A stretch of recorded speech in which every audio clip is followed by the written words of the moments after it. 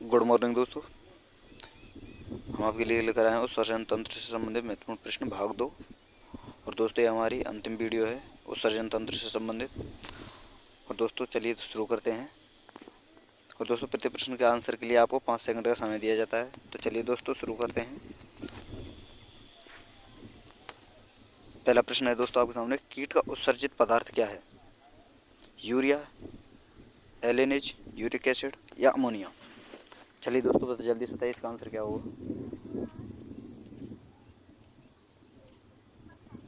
तो दोस्तों इसका आंसर है ऑप्शन नंबर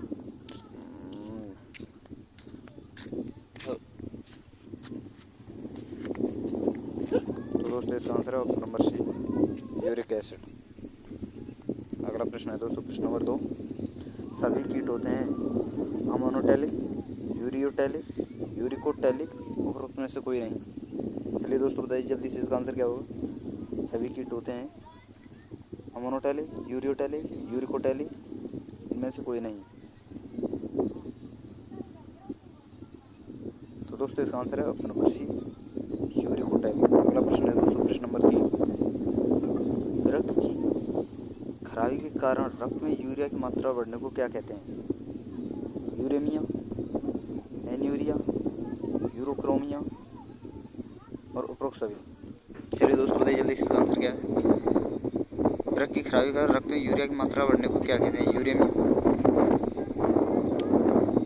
एन्यूरिया, यूरोक्रोमिया, उपरोक्त सभी। तो दोस्तों इसका आंसर है यूरेमिया। अगला प्रश्न है दोस्तों प्रश्न नंबर 4, पक्षी होते हैं मोनोटैलिक, यूरिकोटैलिक, यूरियोटैलिक, इनमें से कोई नहीं। तो दोस्तों ये प्रश्न गलती से यहाँ टाइप हो चुका है। तो दोस्तों हम इसका आंसर बता सकते हैं आपके सामने। इसका आंसर है ऑप्शन नंबर सी, यूरिकोटैलिक। अगला प्रश्न है दोस्तों, मनुष्य के शरीर में पथरी बनती है वसाओं के ब्लॉकेज से, वृक्क के बालू के कणों से, वृक्क में प्रोटीन्स के लोकेलाइजेशन से, वृक्क के पेल्विक में ऑक्जेलेट की जैसे लवणों की क्रिस्टलों से। चलिए दोस्तों बताइए इसका आंसर क्या होगा।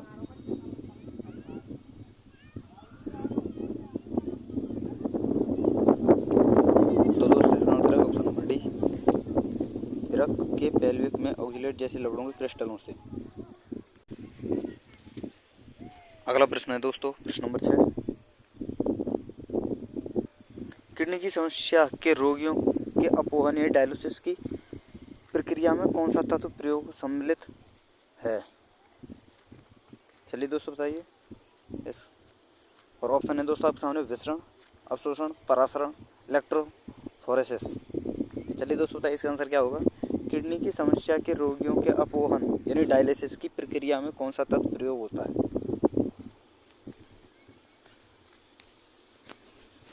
विसरण, अवशोषण, परासरण और इलेक्ट्रोफोरेसिस। तो दोस्तों इसका आंसर है ऑप्शन नंबर सी, परासरण। अगला प्रश्न है दोस्तों प्रश्न नंबर 7, मानव शरीर में वृक्क यानी किडनी निम्नलिखित में किस प्रणाली का भाग है? बृहत यानी मूत्र संबंधी, पाचन, श्वसन या तंत्रिका?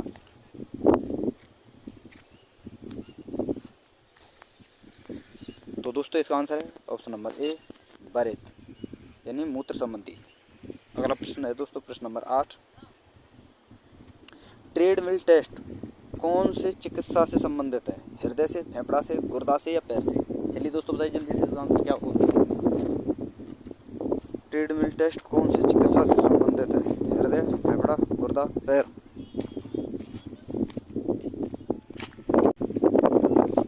तो दोस्तों इसका आंसर है हृदय। अगला प्रश्न है दोस्तों प्रश्न नंबर 9, किसका संबंध अव्यवस्था के साथ है? वेंटिलेटर का, अपोहन का यानी डायलिसिस, और गति प्रेरक यानी पेसमेकर, बैरोपेसिंग। चलिए दोस्तों बताइए इसका आंसर क्या होगा। किसका संबंध वृक्क अव्यवस्था के साथ है? वेंटिलेटर का संबंध, अपोहन यानी डायलिसिस से, गति प्रेरक यानी पेसमेकर और बैरोपेसिंग। चलिए दोस्तों बताइए इसका आंसर है। तो दोस्तों इसका आंसर है ऑप्शन नंबर बी, अपोहन यानी डायलिसिस। अगला प्रश्न है दोस्तों, प्रश्न नंबर 10। हरित ग्रंथियां किससे संबंधित हैं? जनन से, उत्सर्जन से, श्वसन से या पाचन से?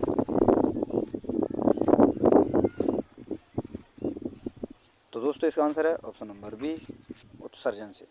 अगला प्रश्न है दोस्तों, प्रश्न नंबर 11। मानव मूत्र है क्षारक, अम्लीय, न्यूट्रल, इनमें से कोई नहीं। जल्दी दोस्तों बताइए जल्दी क्या है इसका आंसर। मानव मूत्र कैसा होता है? क्षारक होता है, अम्लीय होता है या न्यूट्रल होता है? तो दोस्तों इसका आंसर है ऑप्शन नंबर बी, अम्लीय। अगला प्रश्न है दोस्तों, प्रश्न नंबर 12। वृक्क के आकार की द्वार कोशिकाएं किस में होती हैं? द्विबीजपत्रों में, एक बीजी पत्रों में, उपरोक्त दोनों में या शैवाल में? चलिए दोस्तों बताइए इसका आंसर क्या होगा। वृक्क के आकार की द्वार कोशिकाएं किस में होती हैं? द्विबीजपत्रों में, एक बीजी पत्रों में, उपरोक्त दोनों में या शैवाल में? तो दोस्तों इसका आंसर है ऑप्शन नंबर सी, उपरोक्त दोनों में।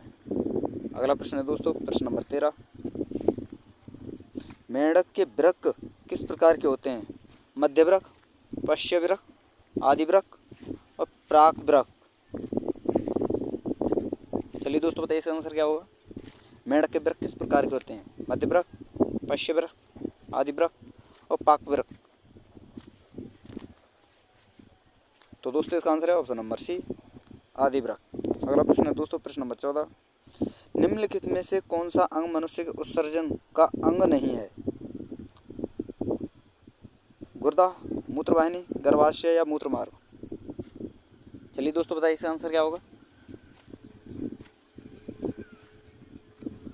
तो दोस्तों इसका आंसर है ऑप्शन नंबर सी, गर्भाशय। अगला प्रश्न है दोस्तों, प्रश्न नंबर 15।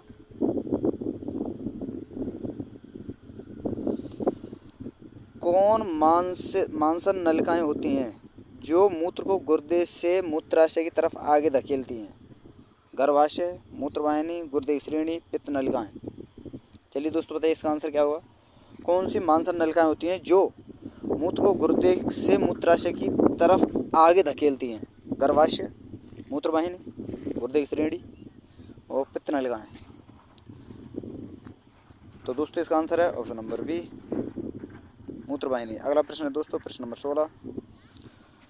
मनुष्य के गुर्दे के निस्पंदन की इकाइयों को क्या कहते हैं? न्यूरॉन्स, न्यूट्रॉन्स, न्यूट्रोनस और नेफ्रॉन्स या प्रोटॉन्स?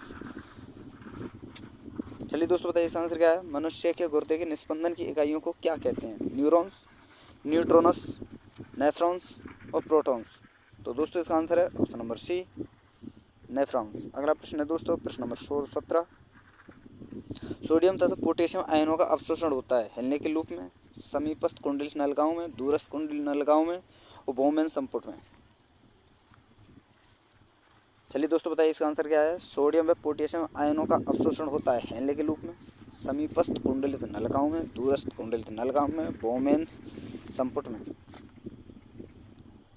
तो दोस्तों इसका आंसर है ऑप्शन नंबर बी, समीपस्थ कुंडलित नलिकाओं में। अगला प्रश्न है दोस्तों, प्रश्न नंबर 18। रुधिर से मूत्र का पृथक्करण किसके द्वारा होता है? हेलने लूप के द्वारा, पेल्विस के द्वारा, ग्लोमेरुलस के द्वारा और बोमेन संपुट के द्वारा? चलिए दोस्तों बताइए इसका आंसर क्या होगा। रुधिर से मूत्र का पृथक्करण किससे होता है? हेलने के लूप द्वारा, पेल्विस द्वारा, ग्लोमेरुलस के द्वारा, बोमेन संपुट के द्वारा? तो दोस्तों इसका आंसर है ऑप्शन नंबर डी, बोमेन संपुट के द्वारा। अगला प्रश्न है दोस्तों, प्रश्न नंबर 19। वृक्क द्वारा मूत्र का निर्माण नहीं होना कहलाता है एन्यूरिया, कीटोयूरिया और क्रिएटिनिन, हीमेट्यूरिया? चलिए दोस्तों बताइए इसका आंसर क्या है।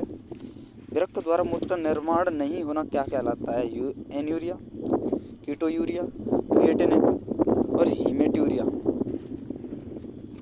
तो दोस्तों इसका आंसर है ऑप्शन नंबर ए, एन्यूरिया। अगला प्रश्न है दोस्तों, प्रश्न नंबर 20। यूरिया का निर्माण होता है यकृत में, प्रोटेस्ट ग्रंथि में, वृक्क में या मूत्राशय में?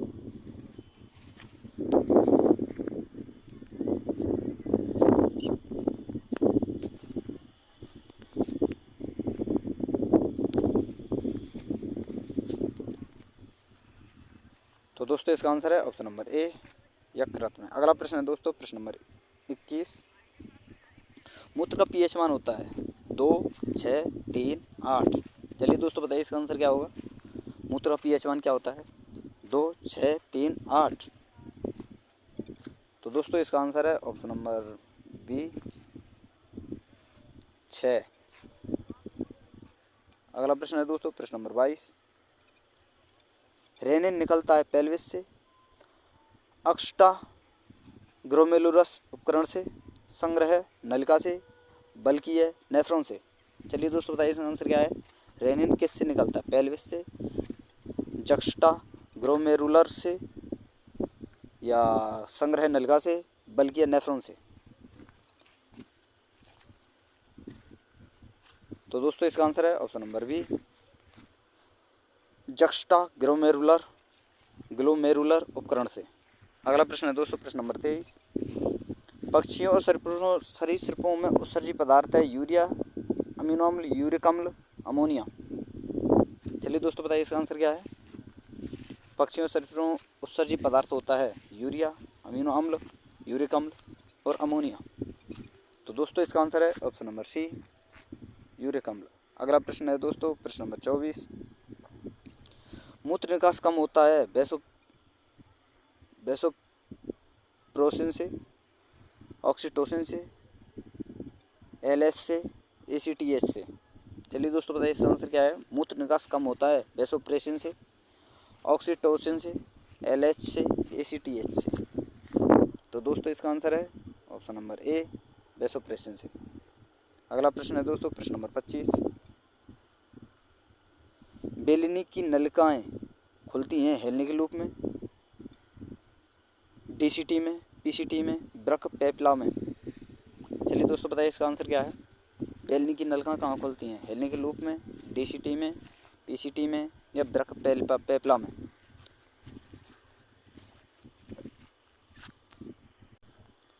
तो दोस्तों इसका आंसर है ऑप्शन नंबर डी ब्रक पेपला में। अगला प्रश्न है दोस्तों प्रश्न नंबर 26। हेलने लूप किसके अवशोषण से संबंधित है, ग्लूकोज, कार्बन डाइऑक्साइड, पोटेशियम या जल। चलिए दोस्तों बताइए इसका आंसर क्या है। तो दोस्तों हम आपको बता दें इसका आंसर है ऑप्शन नंबर डी जल से। अगला प्रश्न है दोस्तों प्रश्न नंबर 27। परानिस्यंदन होता है बौमेन संपुट में, समीपस्थ कुंडली नलिका में, हेनले के लूप में, दूरस्थ कुंडली नलिका में। चलिए दोस्तों बताइए इसका आंसर क्या है। परानिस्पंदन होता है बौमेन संपुट में, समीपस्थ दूरस्थ नलिकाओं में, कुंडली नलिकाओं में, और दोस्तों हेनले के लूप में, दूरस्थ कुंडली नलिकाओं में। तो दोस्तों इसका आंसर है ऑप्शन नंबर बी समीपस्थ कुंडलित नलिकाओं में। अगला प्रश्न है दोस्तों प्रश्न नंबर 28। रुधिर में एडीएच हार्मोन्स की कमी हो जाए तो मूत्र की मात्रा बढ़ जाएगी, यूरोक्रोम का स्रावण बढ़ जाता है, मूत्र पीएच 4.8 से 8 हो जाता है, मूत्र की मात्रा घट जाती है। चलिए दोस्तों बताइए इसका आंसर क्या है कि रुधिर में एडीएच हार्मोन्स की कमी हो जाए तो क्या होगा इनमें से। तो दोस्तों इसका आंसर है ऑप्शन नंबर ए मूत्र में मात्रा बढ़ जाएगी, मूत्र की मात्रा बढ़ जाएगी दोस्तों। अगला प्रश्न है दोस्तों प्रश्न नंबर 29।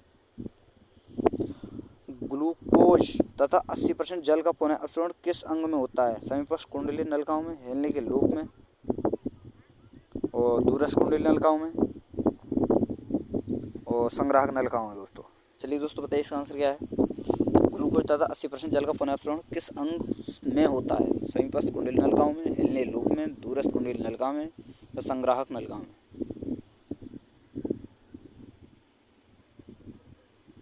तो दोस्तों इसका आंसर है ऑप्शन नंबर ए समीपस्थ कुंडली नलिकाओं में। अगला प्रश्न है दोस्तों प्रश्न नंबर 30 दोस्तों सॉरी। जब वृक्क कार्य करना बंद कर दे तो निम्न में से कौन सा पदार्थ जमा हो जाता है, शरीर में वसा, शरीर में शर्करा, रुधिर में नाइट्रोजनी अपशिष्ट पदार्थ, शरीर में प्रोटीन। चलिए दोस्तों बताइए इसका आंसर क्या है। अगर हमारा वृक्क कार्य करना बंद कर दे तो कौन सा पदार्थ जमा हो जाएगा इनमें से।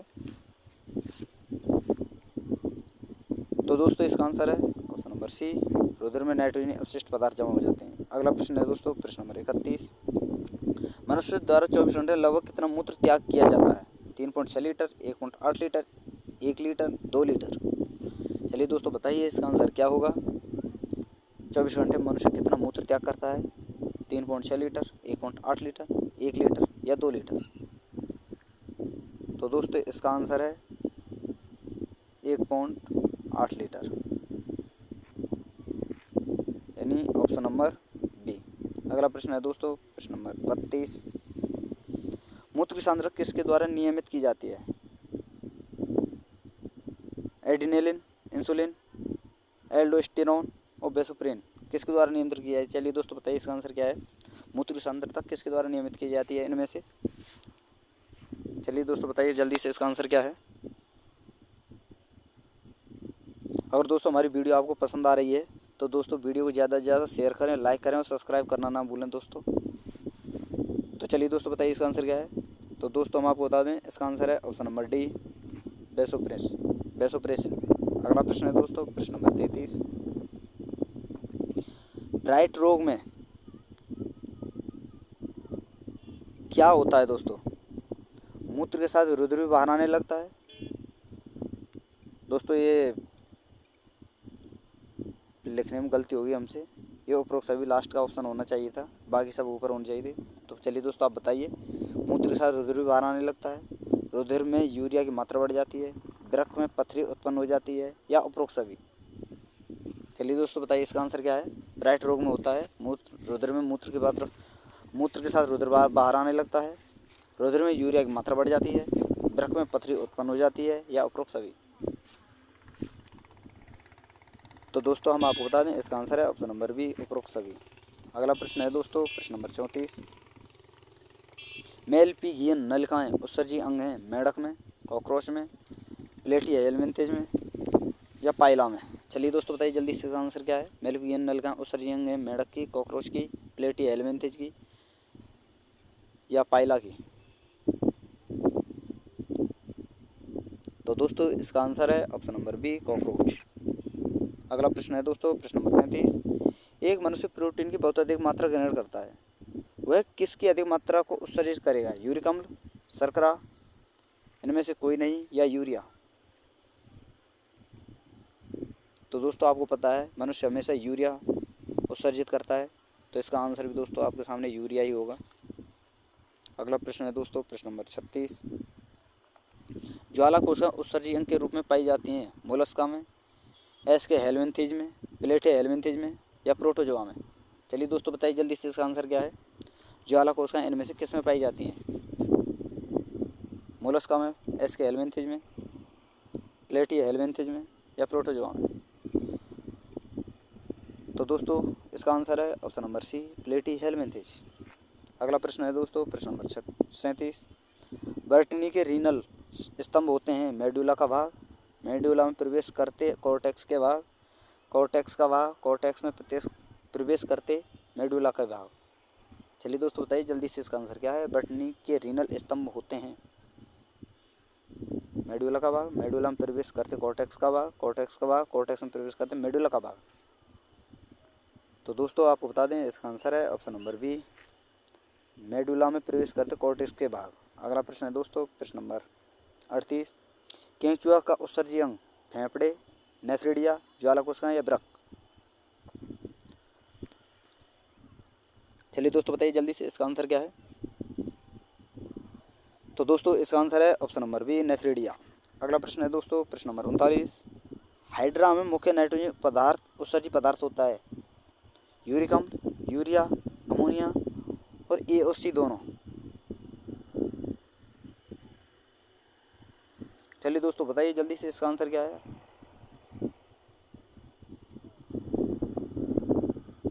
तो दोस्तों इसका आंसर है आपके सामने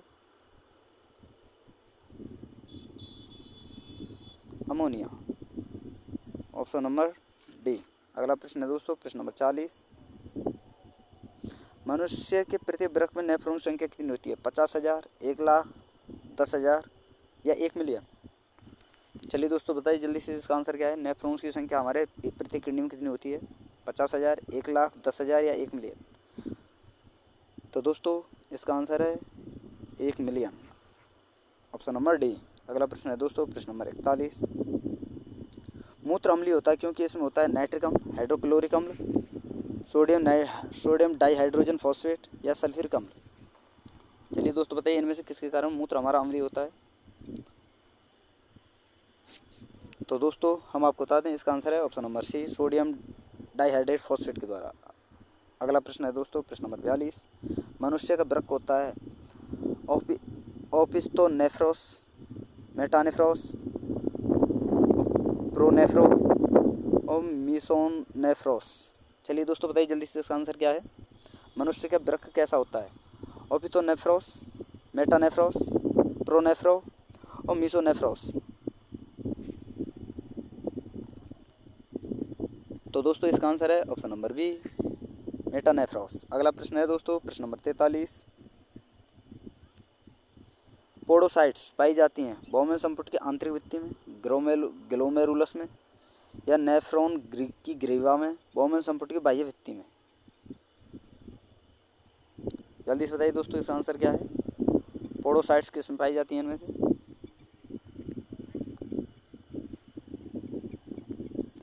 तो दोस्तों हम आपको बता दें इसका आंसर है ऑप्शन नंबर ए, बहुमूल संपुट की आंतरिक भित्ति में। अगला प्रश्न है दोस्तों प्रश्न नंबर 44। एक स्तनीय वृक्क की जैविक संरचना और शरीर क्रियात्मक इकाइयाँ हैं सेमिनिफेरस नलिकाएं, वृक्काएं, वाहिनियाँ या नेफ्रॉन। चलिए दोस्तों बताइए जल्दी से इसका आंसर क्या है। एक स्तनीय वृक्क की जैविक संरचना और शरीर क्रियात्मक इकाई है सेमिनिफेरस नलिकाएं, वृक्काएं, मूत्रवाहिनियाँ या नेफ्रॉन। तो दोस्तों हम आपको बता दें इसका आंसर है ऑप्शन नंबर डी, नेफ्रॉन। अगला और अंतिम प्रश्न है दोस्तों आपके सामने। ग्रीन ग्रंथि किसका उत्सर्जी अंग है। मौत का, क्रेफी का, बिच्छू का या मकड़ी का। चलिए दोस्तों बताइए जल्दी से इसका आंसर क्या है। ग्रीन ग्रंथि किसका उत्सर्जी अंग है। मौत का, क्रेफी का या बिच्छू का या मकड़ी का। तो दोस्तों इसका आंसर है ऑप्शन नंबर ए, मौत का दोस्तों। तो थैंक यू दोस्तों हमारी वीडियो देखने के लिए धन्यवाद। अगर हमारी वीडियो दोस्तों आपको पसंद आई हो तो वीडियो को ज़्यादा से ज़्यादा शेयर करें, लाइक करें, सब्सक्राइब करें और दोस्तों बेल आइकन दबाना ना भूलें। तो थैंक यू दोस्तों हमारी वीडियो देखने के लिए धन्यवाद। फिर मिलते हैं अगली वीडियो के साथ।